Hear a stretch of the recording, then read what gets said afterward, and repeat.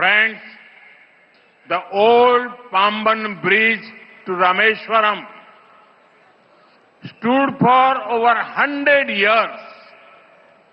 After such a long time, it should have been replaced.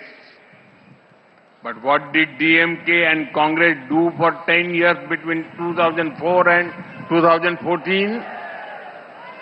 Trains had to go at slow speed, but their government files moved even slower. It was our government that sanctioned a modern Pamban bridge.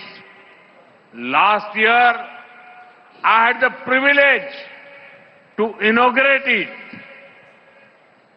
We showed speed in our work, and now trains can also move faster.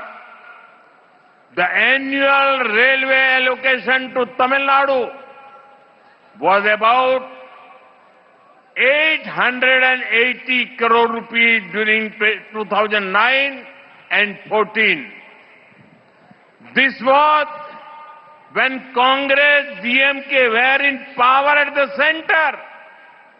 Now, in 2026-27, it is more than 7,600 crore rupees, about 8 times more.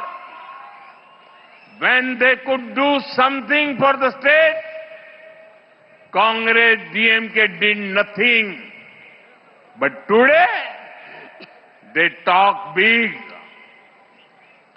நண்பர்களே, ராமேஸ்வரம் செல்லும் பழைய பாம்பன் பாலம் 100 ஆண்டுகளுக்கும் மேலாக நிலையாக இருந்தது. ஆனால் இத்தனை நீண்ட காலத்திற்கு பிறகு அது மாற்றப்பட்டிருக்க வேண்டும். ஆனால் 2004 முதல் 2014 ஆண்டு வரை 10 ஆண்டுகளாக ஆட்சியிலே இருந்த திமுகவும் காங்கிரசும் என்ன செய்து கொண்டிருந்தார்கள்?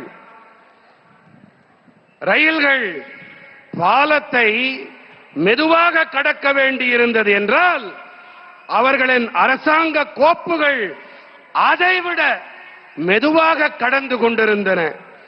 நம்முடைய அரசாங்கம் தான் தற்போதைய நவீன பாம்பன் பாலத்திற்கு ஒப்புதல் அளித்தது. கடந்த ஆண்டு இதனை தொடக்கி வைக்கும் பேறு எனக்கு கிடைத்தது. நாங்கள் வேலையிலே வேகத்தை காட்டினோம். இதன் காரணமாக இப்போது ரயில்களால் வேகமாக பயணிக்க முடிகின்றது. 2009-14 ஆண்டிலே தமிழ்நாட்டிற்கு வருடாந்திர ரயில்வேயின் நிதி ஒதுக்கீடு சுமார் 880 கோடி ரூபாய். மத்தியிலே காங்கிரசும் திமுகவும் ஆட்சி செய்த போது இருந்த நிலைமை இதுதான்.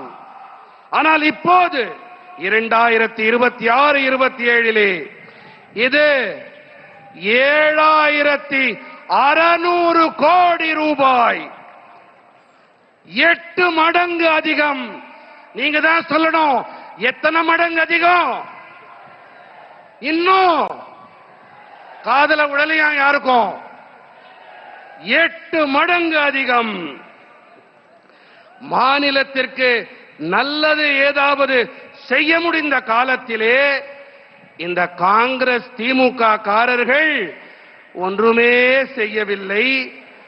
ஆனால் இன்றைக்கு வாய்கிழிய பேசுகிறார்கள், கூப்பாடு போடுகிறார்கள்.